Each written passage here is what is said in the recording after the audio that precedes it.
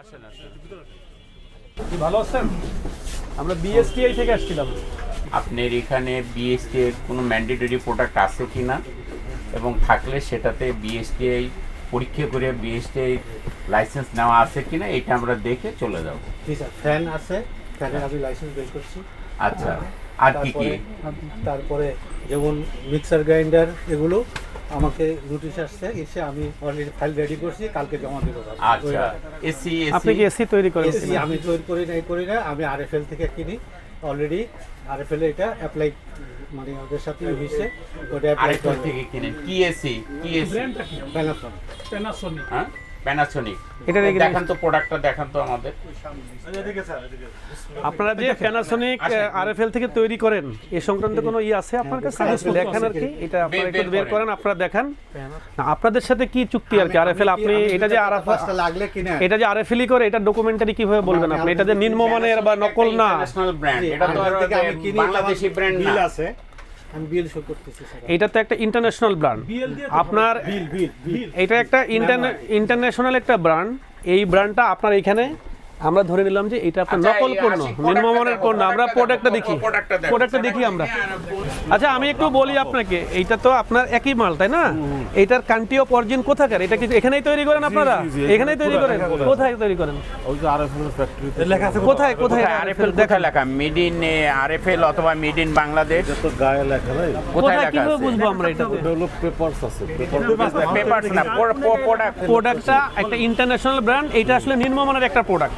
আপনারা একটা নিম্নমানের প্রোডাক্ট এই মার্কেটে বিক্রি করতেছেন, এই প্রোডাক্টটা বিদেশি বলে বিক্রি করতেছেন, আর এই নিম্নমানের প্রোডাক্টের কারণে কি হচ্ছে? কাস্টমার ক্ষতিগ্রস্ত হচ্ছে। আপনাকে আমি বুঝে বলি, প্যানাসোনিক এটা ইন্টারন্যাশনাল ব্র্যান্ড।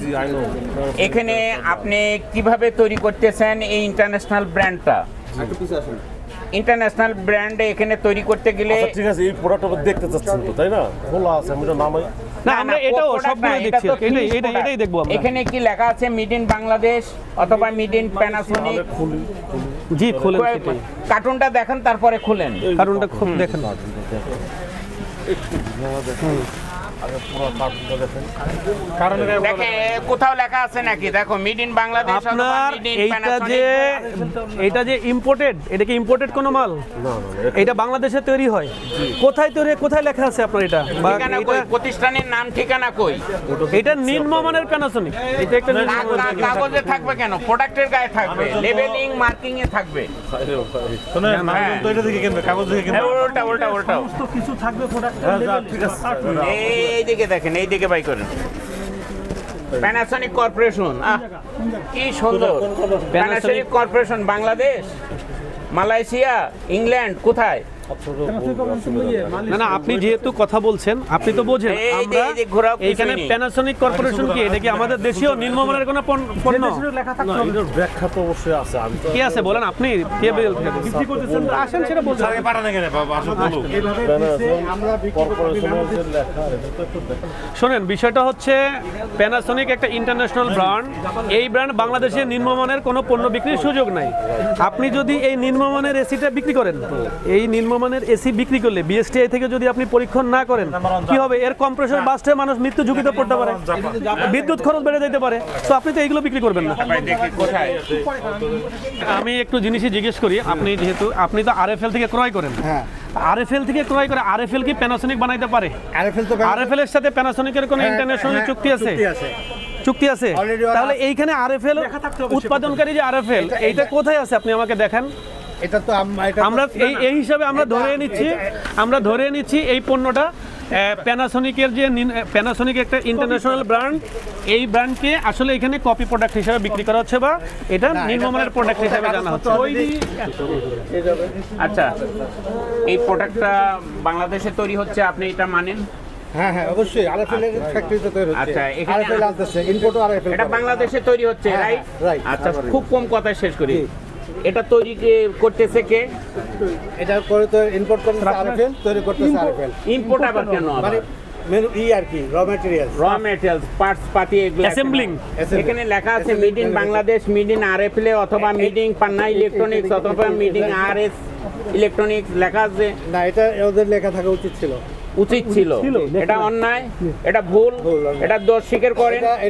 এটা আসলে আরএফএল এ ভুল করছে। এটা অন্যায়, দোষ, ভুল। বিএসটি থেকে পরীক্ষা হয় নাই, বিএসটি থেকে লাইসেন্স নাই, BSTI লাইসেন্সের কোনো কপি আছে আপনার কাছে? বাস, আপনি প্রথমেই হচ্ছে আমাদেরকে বলেছেন যে আরএফএল থেকে নিয়েছেন, বাট আমরা ওই পণ্যর যে ঈদটা থাকে আর কি লেভেলটা, সেখানে আরএফএল এর কথাও লেখা নাই, ম্যানুফ্যাকচারিংয়ের কথাও লেখা নাই, মার্কেটিং যে করছে আরএফএল সেগুলোও লেখা নেই, কিচ্ছু লেখা নেই। এবং মানুষ এটা দেখেই বুঝবে যে এটা প্যানাসোনিক বিদেশি। আরএফএল থেকে আচ্ছা। নিচ্ছি আমি, এটা 100% সত্য কথা বলছি। না, কিন্তু লেখা থাকতে হবে। আচ্ছা, এটা ভুল হয়েছে কিনা? ভুল হয়েছে। আচ্ছা, ভুল হয়েছে। এর মানে এখানে দেখেন এর লেখা আছে যে কোনো ব্যক্তি পরিদর্শক কর্তৃক সরকারি দায়িত্ব পালন গ্রহণকালে ইচ্ছাকৃতভাবে এটা পড়েন না, মিথ্যা তথ্য প্রদান করিতে পারবেন না, এই শব্দটা লেখা আছে ধারা 30-এ। এবং সেটার জন্য শাস্তির কথা বলা আছে যে 1 বছরের কারাদণ্ড, অনধিক 50,000 টাকা পর্যন্ত অর্থদণ্ড। তো এই হচ্ছে বিষয়।